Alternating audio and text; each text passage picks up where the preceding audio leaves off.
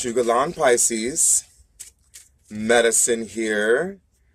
Thank you so much for chiming in and checking out this reading for you during the Cancer period. The sun is going to be in your 5th house. This makes you especially the center of attention. It puts you in the limelight. Something I know all too well can be a little disturbing to be the center of attention and to be in the limelight. But it does put you in the limelight. It puts your sense of creation in the limelight. The medicine wheel, creation has a way of giving us all turns and giving us all,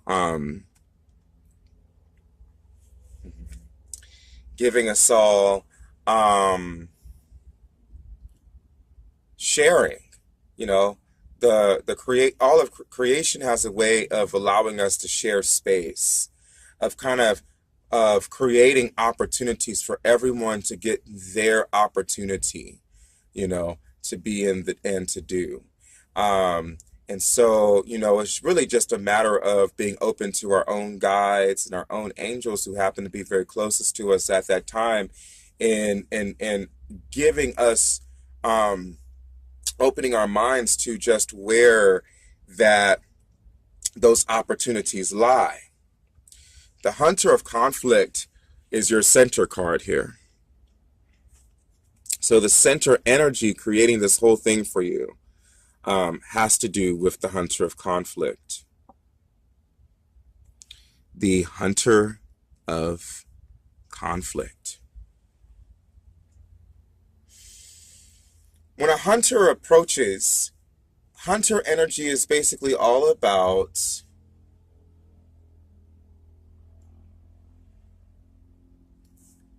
tracking something down within the realm of emotions and within the realm of spirit.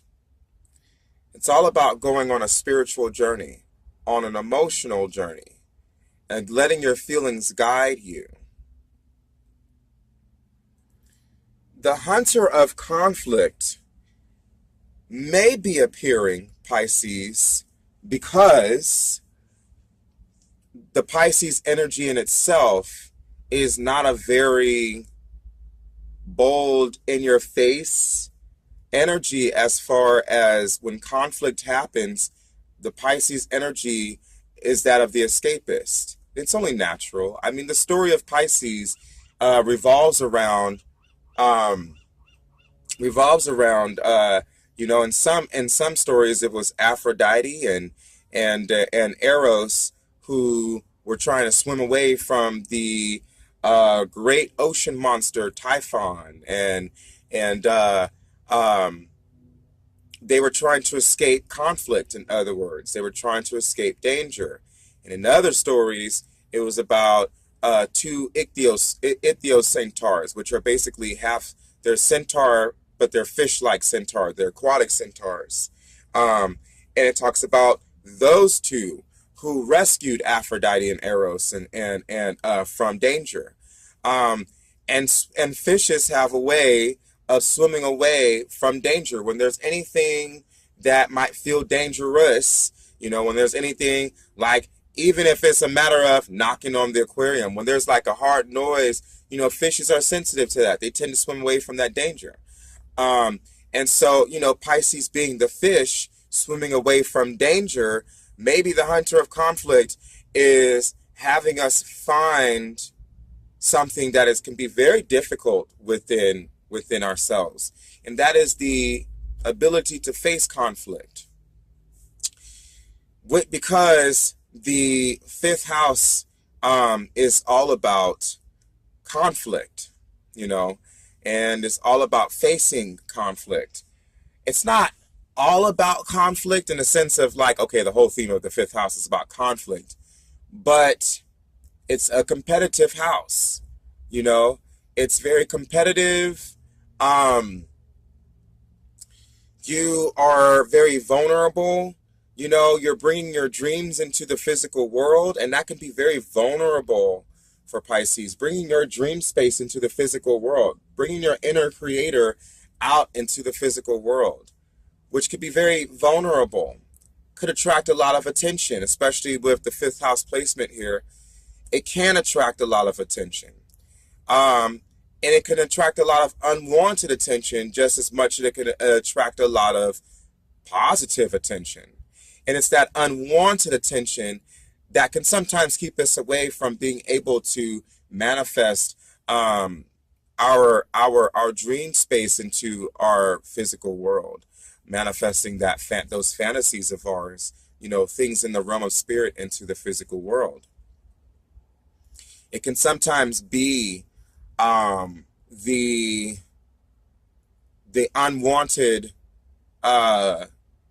attention that can keep us away from doing that. So the hunter of conflict could be looking for us to strengthen ourselves by learning to resolve and heal our nature, our relationship to conflict in such a way that it gives us room, it gives us space to be able to do what we need to do and to not be afraid of any unwanted attention that may come up in the process of doing what we feel called to do, of bringing into the world that which we feel called to bring in. Because when you've got a goal, when you've got an aspiration or a dream or a desire, it can be very difficult for us to bring our dreams and aspirations and desires, our true dreams and aspirations and desires, into the physical world. When we get afraid about what people may say about it, once again, attracting unwanted attention, it can be very scary to put ourselves out there and to make ourselves vulnerable in the face of conflict. Pisces is a very passive sign. We're not trying to start any conflict with anybody. Saying that because I'm a Pisces too. I get it. We don't want to start any conflict with anybody. We just want to live in our dream world and be happy, and be blissful.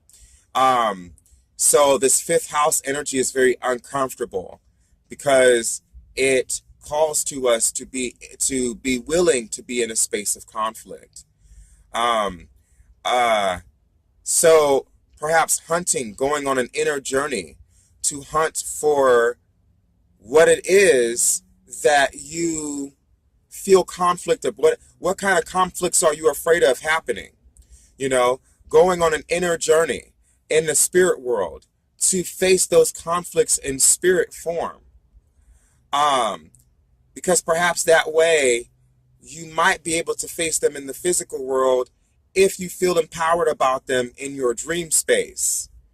So going into the realm of spirit and tracking down those things that you fear most, that you are afraid of most, and facing those conflicts and resolving those conflicts within yourself might actually help you to heal your fear of conflict, if you will, enough to manifest into the physical world. What is the unwanted attention that you don't want to bring to yourself? What is that conflict that you do not wish to endure? Because oftentimes we have preconceived ideas about what it's going to be about, as opposed to what it actually is. And it's okay. But if we face those preconceived ideas of what it's going to be about within ourselves, if we face those criticisms and those conflicts within ourselves, and we heal them on the inside, it'll be easier for us to face these conflicts in the externalized world, because in some sense, you've already faced it. And facing it from within is just as real as facing it from without. Except facing it just within is so real because it's so deep and vulnerable for you, that it's almost more real in a sense than facing it in the real world. More real in a sense that you are braving something that you fear the most, whether or not it actually happens in the physical world or not. You're actually braving something that you fear the most within yourself, and you're resolving it from within so that you can be able to live your life from without. As within, so without, right? Great opportunity here to perhaps clear any kind of unwanted conflicts that may happen. Ones that you might be attracting because you fear them, because you don't want to face certain things in the world. That idea, if you will, that I don't want to produce in the world because what if this happens or what if that happens? So the very fact that I have that thought form or that belief system, it's a self-fulfilling prophecy. And that is an energy. Thought forms and belief systems are energy. And every time I go what if with conflict, I'm setting that out into the universe. And therefore, not even knowing that I'm attracting these what if scenarios into my life because they have taken over my life. Because now I'm in this space and it's brought me a whole lot of fear, you know, and it's got me going with a whole bunch of what ifs and could be's, you know, and worst case scenarios. I'm attracting that into my world because it's in my spirit, it's in my energy, it's in my system. So facing these things within yourself not only will clear it from within, it will also clear it from without. And will put you in a space of a transpersonal sense that will give you permission to, you know, this revelation came to me one time, Pisces. I want to share this with you because I don't know if it might be helpful for you or not. Pisces is the lucid dreamer. That means, for those of you who are unsure, that they are very aware of what's going on when they are dreaming. They are conscious dreamers. Pisces, in itself, its whole life becomes the dream. So in order for Pisces to master this sort of transpersonal space, when we can see that what we're creating in our dream world, we're actually also creating in our physical world, especially with Pisces sun and rising, because sun is an attractive force. So, and Pisces is a dreamer. So if you can literally look at your physical world as, you know, they talk about like dream symbols, and they talk about like dream signs and stuff like that, and dream symbols, and that everything in your dream is a metaphor for something.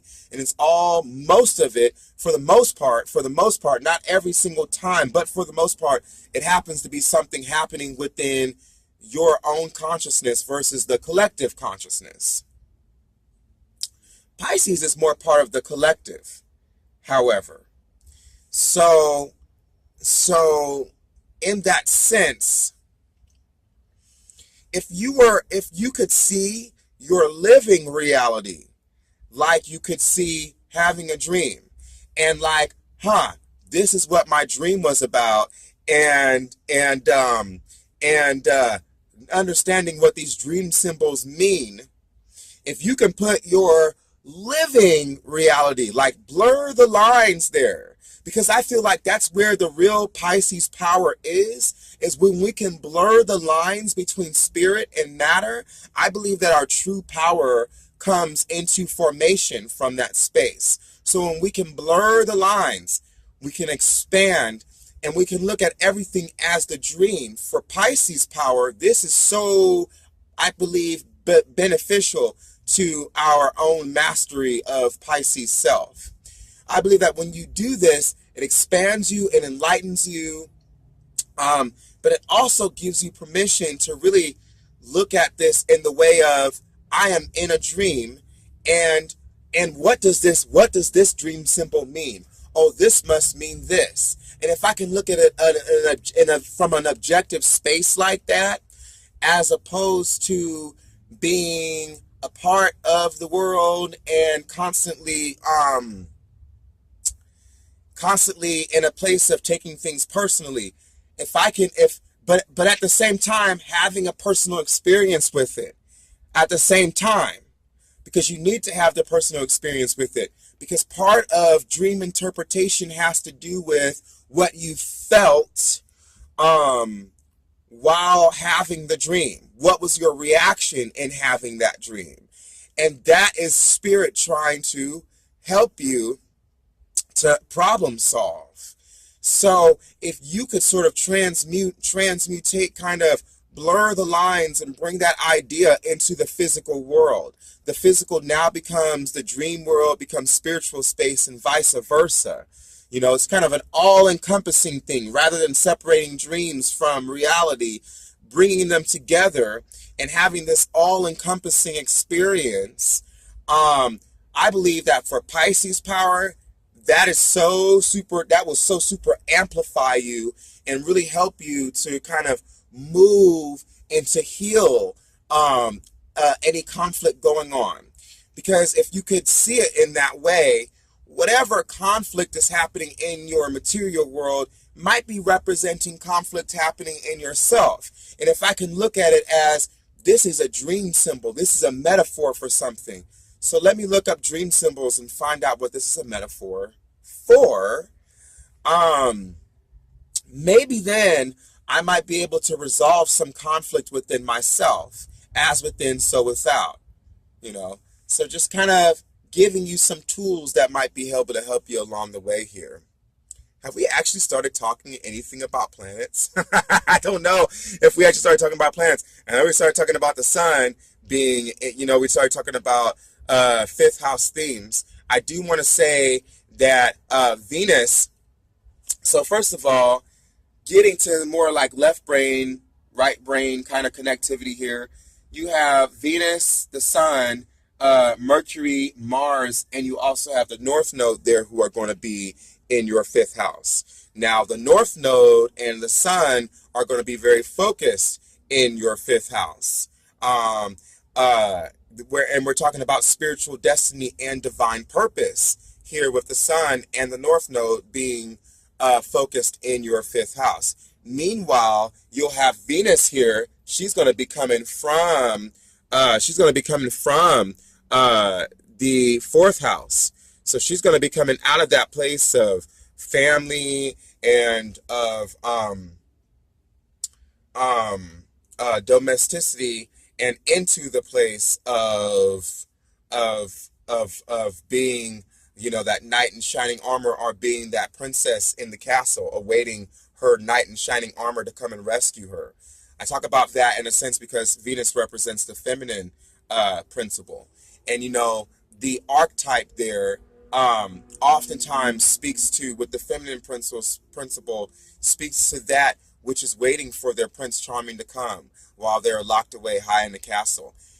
Don't take that as like an any kind of offense, because, you know, Venus here, she's the law of attraction. She attracts to it versus going out to get it. Mars, on the other hand, wants to be a go-getter. So Mars during this season is going to be completing its process through your fifth house. So Mars got you very, very focused, you know, very determined, very ambitious on being that knight in shining armor, on the other hand, and being determined enough and ambitious enough to go after what it is you want. But Mars is going to continue on into your sixth house of reaping the harvest, reaping your rewards for all of your hard-earned work. While in the Cancer season, Mercury is also going to be retrograde with Mars. in in the fifth house going into the sixth house, but Mercury kind of backs out. You know, um, Mercury begins with Mars in the fifth house. They'll both start in the fifth house. They'll both make their way into the sixth house. And Mars will keep going. But while Mars will keep going, Mercury will go retrograde right back into the fifth house. And so maybe thoughts and doubts around whether or not, you are ready to reap these rewards. You are ready to come to completion. Maybe you are, you are so caught up. You are so, you've gotten very comfortable with being in that place of going after what it is that you want, that the idea of actually having it might be fearful for you. You might have second thoughts, second guesses about that. Maybe self-doubt comes in that tells you that you are undeserving of having what it is that you want. Your mind is going to play tricks on you, is the kind of the idea with this Mercury retrograde happening. And it's happening between the sixth house and the fifth house. So whereas Mars is determined to go forward and to complete this process, Mercury, the element of thought, the aspect of thought and communication, is backing out. And so it definitely brings up this idea that maybe you are afraid. Maybe you don't think like, is this actually happening? I'm afraid of this. This is actually happening. I don't know this. This is like unfamiliar for me. It's unfamiliar for me to be able to have things that I actually want in my life, that I actually love in my life. And here it is, it's getting ready to manifest. Can I handle it? I'm so used to a life of doubt and a life of fear and a life of being afraid of conflict, that something actually manifesting in my life, what is that? You know what I mean? Like, there's that discomfort too. We may not necessarily believe that in that discomfort, but it brings up a whole new set of responsibilities. Are we really ready to reap the rewards? And are we really ready to be responsible for this new sense of self that we're coming into? Some of the elements that you might start thinking about with the Mercury retrograde going on here, causing a shift, causing doubt, the mind playing tricks on you. I believe that this is why they say, especially with the Mercury retrograde, because the mind's playing tricks on you, I believe this is why they say, try not to take any action with things in retrograde. So any thoughts that you have, don't take action on things that you think about with Mercury retrograde, because your mind could be playing tricks on you. Your mind is moving backwards. It's not a progression, it's a regression. So thinking about things, try not to allow those things to consume you. Try not to allow your mind to consume you with fear and make you make poor choices for yourself. Miss out on opportunities that if you would have just kept racing forward, you would have gotten those for yourself. You know what I mean? So kind of giving yourself permission to like acknowledge any doubts, any fears, any mental games that your mind might play on you, mental doubts that might pop up, negative self-talk that may pop up at this time, acknowledging them, they exist, but then just taking a deep breath and understanding that maybe right now with the Mercury retrograde energy happening, and that's happening July 8th. And it's going to be happening into the first half of the Leo season, so into the next month. Maybe, just allowing yourself to sort of acknowledge these negative self-talks, write them down, observe them, but maybe not be invested in them, beyond just simple thought, introspecting, reflecting perhaps, but observation, but not investment as far as manifesting it into your physical life. But this is interesting, and it's a time to explore what are these negative self-talk and self-doubts coming from. And maybe in some sense they have to do with fears around conflict and things associated with conflict for you, So be open to that experience. Venus, on the other hand, Did we mention Venus? She's starting in your fourth house, and she's going to be coming from the fourth house and going into the fifth house. So that time of rest, that time of relaxation. Venus here is a very domestic placement. It actually works pretty well with both signs. I mean, Venus works well with Cancer, the fourth house, as well as the fifth house. So very benefic things going on here for you. It could be that with Venus, that this might be a great time for you to really create emotional security in your life. You know, especially during the month of June. In general, because Venus will be in Gemini during the month of June, and then going into Cancer basically in the month of July. You know, it may be a really good time for you to start thinking about things that are domestically pleasurable to you. Maybe it's a great time to get new curtains or new sheets or new bedding, you know, or a new couch, or maybe it's time to, like, you know, really like do some things around the home for yourself, because the fourth house is all about the home. You know, do some things around the home that sort of plump it up, that make it look like more inspirational, you know, more, makes you feel more comfortable, makes you feel more like I'm at home here, I'm at peace here, I'm tranquil here, I'm at home, you know, makes you feel like I'm at home. So then she goes, you know, in early July, she'll end up coming into your fifth house. And Venus is exalted here in the fifth house. So amplifying this energy of inner creativity. And this is all going to be happening throughout the Cancer season. Lots of dynamics going on here for you, Pisces. It's basically going to be your time when you think about it. Even though you have Jupiter and Saturn, Pluto, Neptune, and pretty soon Chiron's going to be following all in retrograde. This, as far as your direct world is concerned, even with Mercury going into retrograde, it's like your time, you know. And really, the best thing for you to do is probably to follow your soul. Just let your soul guide you. Let it guide you past your fears. Let it guide you past any conflict.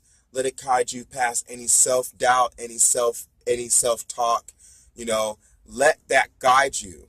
And in fact, the hunter of conflict could be speaking about conflict of inner self happening in that way too.